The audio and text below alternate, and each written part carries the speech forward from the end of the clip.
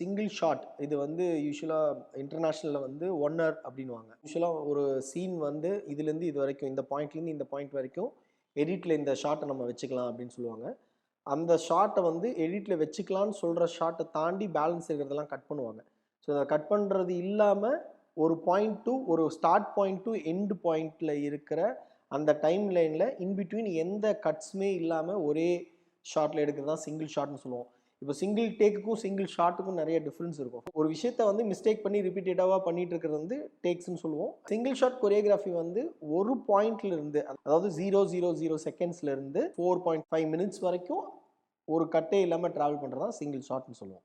And இதோட practice session நாங்கள் எப்படி பண்ணுவோன்றதான் ஒரு இன்ட்ரெஸ்டிங்கான விஷயம். ஆக்சுவலாக என்னன்னா, இந்த சாங்கே வந்து யூஸ்வலாக 1 to 4 minutesனா அந்த 4 minutesம் நாங்கள் ரேண்டமாக பண்ண மாட்டோம்.